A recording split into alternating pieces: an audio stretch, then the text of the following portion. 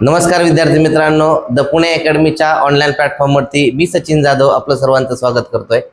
आपण जीवनरक्षकची सिरीज सुरू केलेली आहे। यातील आज आपल्याला डे 3 यामधील शिफ्ट 1 पाहायचा आहे। म्हणजे डेट जी आहे 4/8/2023 रोजी जे काही पेपर झालेले आहेत त्या पेपर मधला आपल्याला पहिला शिफ्ट या ठिकाणी पाहायचा आहे। तर तुम्ही खूप मोठ्या प्रमाणावरती मला रिस्पॉन्स देताय, त्याबद्दल धन्यवाद। आणखी जास्तीत जास्त विद्यार्थ्यांपर्यंत लिंक शेअर करा आणि इंग्लिशची भीती पूर्णतः घालवा। इंग्लिशची पूर्णतः तुमच्या मनामधली भीती गेली पाहिजे। आणि ज्या विद्यार्थ्यांना लक्षात ठेवा, ज्या विद्यार्थ्यांना वनरक्षक करायचंय, एक्सरसाइज करायचंय, त्या विद्यार्थ्यांसाठी हे व्हिडिओज खूप महत्त्वाचे आहेत। हे फक्त वनरक्षकसाठीच नाही तर येणाऱ्या एक्झाम मध्ये किंवा एक्सरसाइजच्या एक्झाम मध्ये सुद्धा याला खूप मोठ्या प्रमाणावरती वेटेज आहे किंवा अशा टाईपचे प्रश्न तुम्हाला एक्झाम मध्ये विचारले जातील। आणि कुणीही स्किप करायचं नाही व्हिडिओ। ज्यांना वनरक्षक करायचं किंवा एक्सरसाइज करायचंय त्यांनी कुणीही व्हिडिओ हा स्किप करायचा नाही, पूर्ण व्हिडिओ पाहायचा आहे। ओके, ठीक आहे। आणि पूर्ण व्हिडिओ पाहिल्यानंतर एक कमेंट आणि लाईक करायचंय। त्याचबरोबर तुम्हाला आवडलं तर त्या ठिकाणी जशी तुम्हाला जे मनात वाटते त्याबद्दल काय करायची, कमेंट करायची आणि पुढे काय रिक्वायरमेंट आहे, माझ्याकडून काय अपेक्षित आहे त्याबद्दल त्या ठिकाणी सांगण्याचा प्रयत्न करायचा आहे। चला आता मी तुमचा जास्त वेळ घेत नाही, आपण पहिला प्रश्न या ठिकाणी पाहू। काय प्रश्न विचारलेला आहे इथं दिलेलं आहे, काय दिलेलं आहे? Part of the following sentence have been given as option, select the option that contains spelling error. काय कशावरती विचारलेलं आहे? तुम्हाला प्रश्न जो विचारलाय तो स्पेलिंग एरर वरती विचारलेला आहे। कशावरती विचारलेला आहे? स्पेलिंग एरर वरती विचारलेला आहे। आता स्पेलिंग एरर वरती विचारलाय म्हटल्यानंतर तुम्ही स्टेटमेंट मध्ये वाचलं किंवा खाली ऑप्शन मध्ये गेलं तरी चालतंय, पण एकदा स्टेटमेंट वाचू। काय? I remain on the tender hook.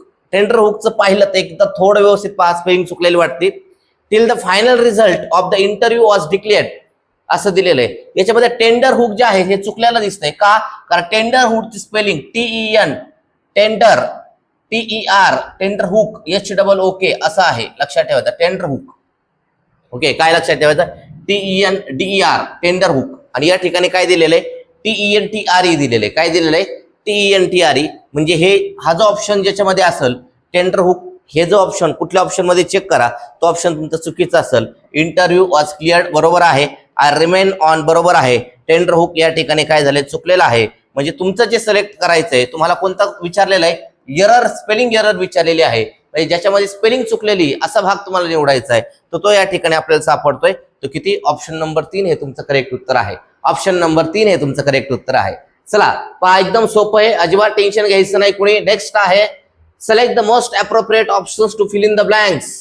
Okay, ज्यावेळेस फिल इन द ब्लँक्स दिली जाते त्यावेळेस खालचे ऑप्शन्स काय काय ते एकदा पाहून घ्यायचंय।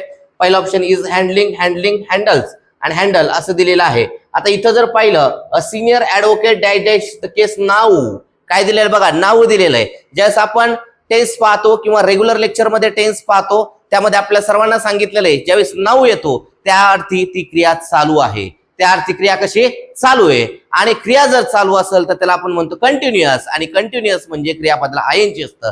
मग 4 दिलेल्या ऑप्शन मध्ये क्रियापदाला ING कुठं कुठे चेक करा। या ठिकाणी ING आहे, इथं ING आलाय, पण याच्याबरोबर हेल्पिंग व्हर्ब आलेला आहे का? नाहीये। कधीही लक्षात ठेवायचं ING कधीही एकटा येत नाही, त्याबरोबर बॉडीगार्ड येतो आणि तो जो बॉडीगार्ड असतो तो म्हणजे हेल्पिंग व्हर्ब असतं। या ठिकाणी बॉडीगार्ड म्हणजे हेल्पिंग व्हर्ब आलेला आहे का? नाहीये, कट करा। इथे ING आहे का? नाही, कट करा। इथं ING आहे का? नाहीये, कट करा। म्हणजेच तुमचं ऑप्शन नंबर 1 या ठिकाणी मिळालेला आहे। तुम्ही काय केलं असतं सांगतो मी तुम्हाला।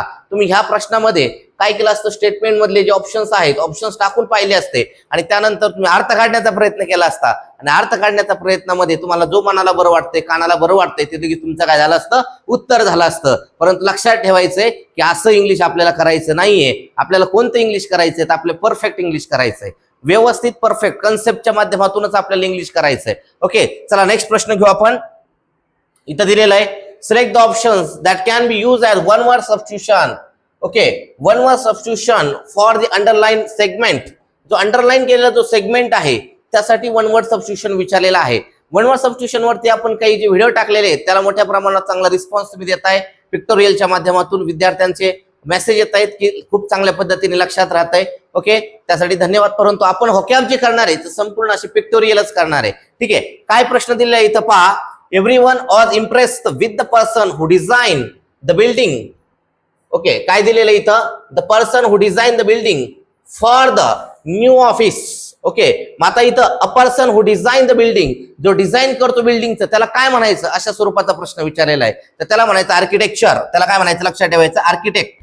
काय म्हणायचं लक्षात ठेवायचं, आर्किटेक्ट म्हणायचं आहे. काय म्हणायचं, आर्किटेक्ट. आता इंजिनियर म्हणायचंय, पण इंजिनियर कुठला आहे, कारण इंजिनियर मध्ये वेगवेगळ्या प्रकारचे प्रकार आहेत. सिव्हिल इंजिनियर आला, त्याच्यानंतर सॉफ्टवेअर इंजिनियर आला, त्यानंतर IT इंजिनियर आला, त्यानंतर ENTC वाला आला. इथं तुम्हाला कुठला पर्टिक्युलर सांगितलेलं आहे का, नाही इंजिनिअरिंग येऊ शकत नाही. इन्व्हेंटर नाहीये, नवीन शोध लावणारा असं होतो, इन्व्हेंटर नाहीये. आर्चर, आर्चर म्हणजे काय, आर्चरीवाला, आर्चरी खेळणारा तो आर्चर. त्याचं उत्तर आहे आर्किटेक्ट. काय उत्तर आहे लक्षात ठेवा, आर्किटेक्ट. आर्किटेक्ट स्पेलिंग सुद्धा करून जायचे, कदाचित स्पेलिंग वरती सुद्धा तुम्हाला प्रश्न काय केला जाऊ शकतो, विचारला जाऊ शकतो. चलो next, part of the following sentence have been given as option. Select the option that contain spelling error. परत तुम्हाला कशावरती प्रश्न विचारलेला आहे, स्पेलिंग एरर वरती प्रश्न विचारलेला आहे. पॅटर्न समजून घ्या, लक्षात ठेवा. तुम्हाला पॅटर्न समजला पाहिजे. एक ढाचा असतो, कुठलीही TCS चा एक ढाचा आहे, आणि जो ढाचा ज्याला TCS चा समजला तो TCS च्या एक्झाम मध्ये पास झाला. कारण ढाच्याच्या बाहेर जात नसतात, लक्षात ठेवायचंय.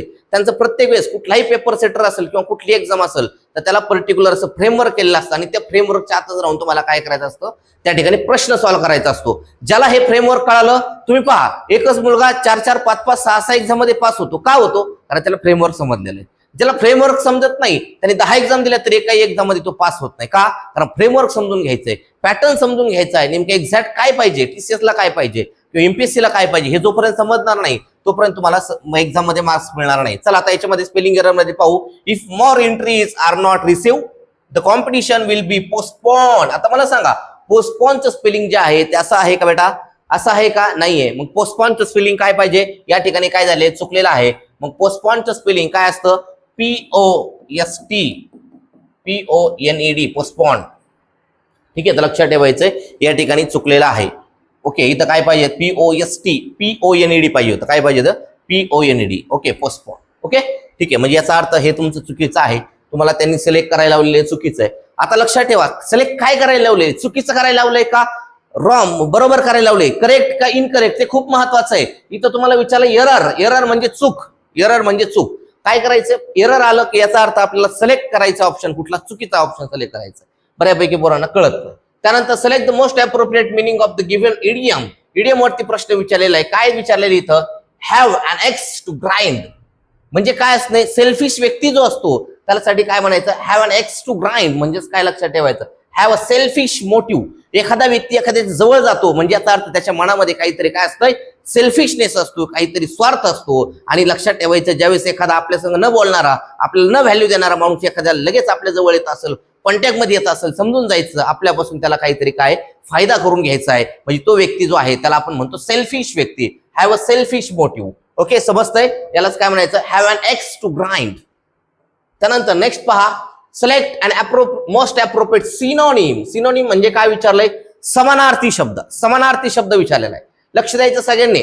सिनोनिम म्हणजे समानार्थी शब्द. समानार्थी शब्द कुठला आहे, कशासाठी विचारलाय, अरोगंट. आपण पहा काय म्हणतो, हा विद्यार्थी खूप अरोगंट आहे. अरोगंट म्हणजे काय, ज्याला काय करत नाही, कोणाचे ऐकत नाही, शिक्षकांचं ऐकत नाही, सांगितलेला आज्ञाधारक नसतो, याला आपण अरोगंट म्हणतो. अरोगन्सी जास्त असते. मग अरोगंटचा सिनोनिम जो आहे तो वेन. कुठला लक्षात ठेवायचं, लक्षात ठेवायचं वेन. मग या ठिकाणी दिले स्ट्रिक्ट. स्ट्रिक्ट म्हणजे कसा, एकदम स्ट्रिक्ट माणूस, आपण नाही म्हणतो स्ट्रिक्ट आहे, हा खूप स्ट्रिक्ट आहे, कठोर. ठीक आहे. त्यानंतर स्ट्रॉंग नाहीये, क्रुएल नाहीये, क्रुएल म्हणजे क्रूर असणारा. याचा जो अरोगंटचा जो आहे, अरोगंटचा सिनोनिम जो आहे तो वेन. FAIN. लक्षात ठेवा, काय लक्षात ठेवायचं, FAIN. अरोगंट आणि वेन एकमेकांचे सिनोनिम आहेत. त्यानंतर नेक्स्ट पहा, select the most appropriate meaning of the given idiom. परत एकदा तुम्हाला प्रश्न विचारलेला आहे, इडियम वरती प्रश्न विचारलेला आहे. काय विचारलेलं आहे बघा, डार्क हॉर्स. काय विचारलेलं आहे, डार्क हॉर्स. डार्क हॉर्स म्हणजे कसं आहे बघा, आता क्रिकेटची मॅच असते आणि क्रिकेटच्या मॅच मध्ये आपण पाहतो की ऑस्ट्रेलिया विरुद्ध समजा नेपाळ आहे, की ऑस्ट्रेलिया विरुद्ध एखादा कुठला तरी जेवढा परफेक्ट असणारा देश नाही, म्हणजे समजा फॉर एक्झाम्पल क्रिकेटमध्ये चांगला नसणारा किंवा नवीनच असणारा देश आपण जर घेतला, फॉर एक्झाम्पल नेपाळ घेतला. ओके, आता ऑस्ट्रेलियाला ज्यावेळेस नेपाळ हरवतो त्यावेळेस काय म्हणतो आपण, त्याला डार्क हॉर्स म्हणतो. काय म्हणतो आपण त्याला, डार्क हॉर्स. म्हणजे काय, अनएक्सपेक्टेड विनर. का, कारण सगळ्यांना वाटतं की ऑस्ट्रेलिया जिंकणार आहे, पण जिंकतोय कोण, नेपाळ.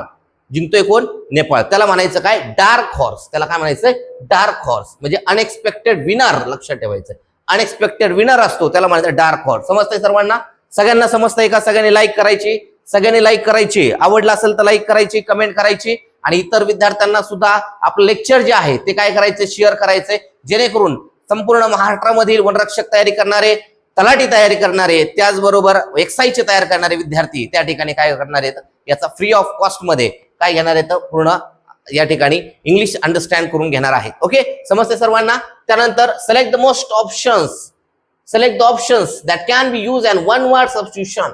तुम्ही एक पॅटर्न बघा बरं, काय पॅटर्न विचारलेलं आहे, तुम्ही पॅटर्न समजून घ्या.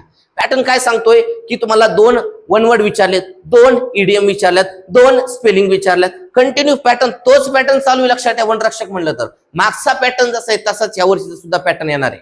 मग टीसीएस घेऊ द्या किंवा एमपीएससी घेऊ द्या, बदल झाला तर फक्त एक 10-20% बदल होईल, जास्त बदल होणार नाही. लक्षात ठेवा, पॅटर्न तुम्ही चेंज करायचं नाही. लक्षात ठेवा, पॅटर्न ज्याला कळाला, ज्याची फ्रेमवर्क ज्याला, तुम्हाला म्हटलं ना फ्रेमवर्क ज्याला कळालं तो एक्झाम मध्ये काय झाला, पास झाला. ज्याला फ्रेमवर्क कळालं नाही, पॅटर्न कळला नाही, त्याने कितीही अभ्यास करू द्या, पास होऊ शकत नाही किंवा पास होणं अवघड आहे. ठीक आहे, आता इथं पहा काय दिलंय, nobody wants to share meal with Arun because he is very greedy eater.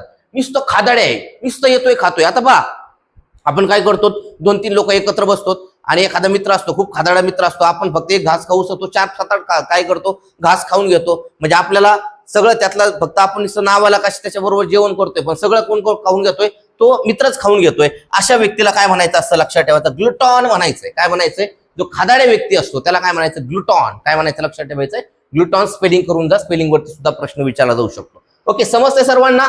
जर समजत असेल तर लाईक करायचंय. त्यानंतर select the most appropriate options to fill in the blanks. काय विचारलेले, strength of the characters alone can make dash person successful. इथं person आलंय, प आलंय, आणि प जर येत असेल तर त्याला मराठीतला काय म्हणतो आपण, व्यंजन म्हणतो. आणि मराठीतलं व्यंजन ज्यावेळेस येतं त्यावेळेस तुमचं आर्टिकल जे लागतं ते लागतं अ. कशावरून कळालं, अ अँड द. इथं पहा अ आलंय, इथं ॲन आलंय, इथं द आलंय, म्हणजे याचा अर्थ 100% हा प्रश्न कशाचा आहे, तर आर्टिकल वरती. कशाचा आहे, तर आर्टिकलचा आहे. तर मग यामुळे वनचा तो ऑप्शन या ठिकाणी गेलेला आहे. आणि या ठिकाणी पर्सन म्हणलंय, प म्हणलं तर काय, व्यंजन, आणि व्यंजन म्हणलं तर आर्टिकल कुठलं येत आहे, अ येत आहे. कुठलं येत आहे, अ.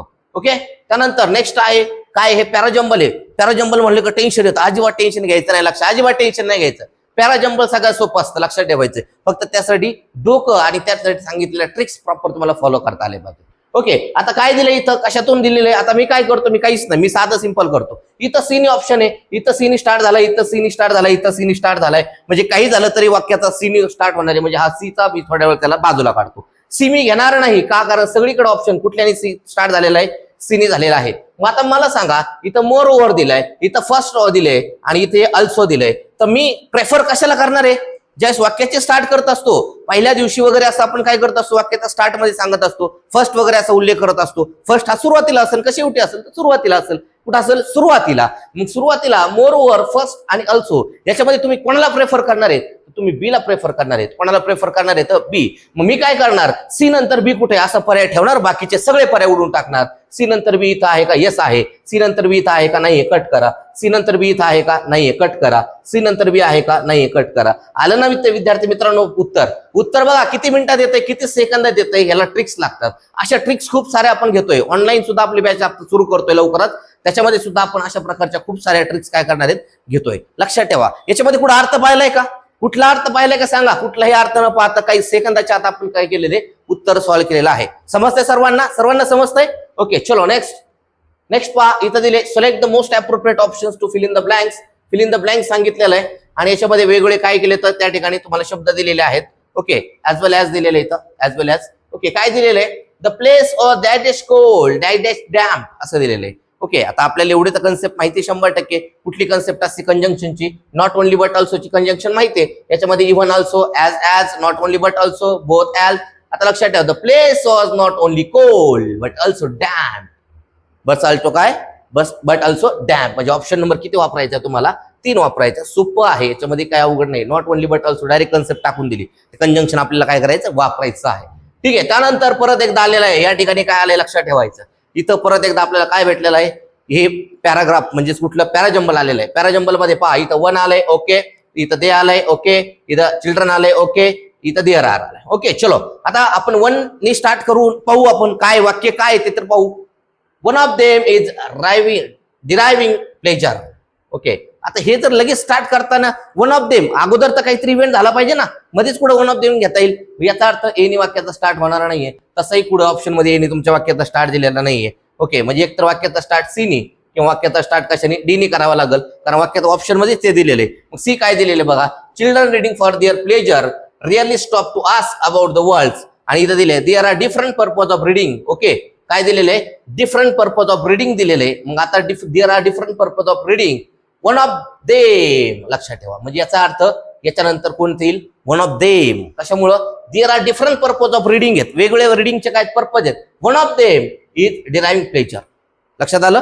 म्हणजे तुमच्या उत्तर डी नंतर ए पाहिजे. डी नंतर ए असणारा पर्याय बघा, डी नंतर ए या ठिकाणी नाही. ऑप्शन डी ने स्टार्ट नाही, कट. ऑप्शन डी ने स्टार्ट नाही, कट. डी नंतर ए आहे का, नाही, कट. डी नंतर ए आहे का, येस आहे. म्हणजे उत्तर किती आलं, ऑप्शन नंबर 4 हे तुमचं करेक्ट उत्तर आहे. ऑप्शन नंबर 4 हे करेक्ट उत्तर आहे. समजतं सर्वांना. त्यानंतर select the most appropriate options to fill in the blanks. Fill in the blanks या ठिकाणी काय भरायचंय, मला काहीतरी भरायचंय. ऑप्शन काय दिलं इथं, द अँड अ. म्हणजे याचा अर्थ 100% हा जो प्रश्न विचारलाय आर्टिकल वरती आहे.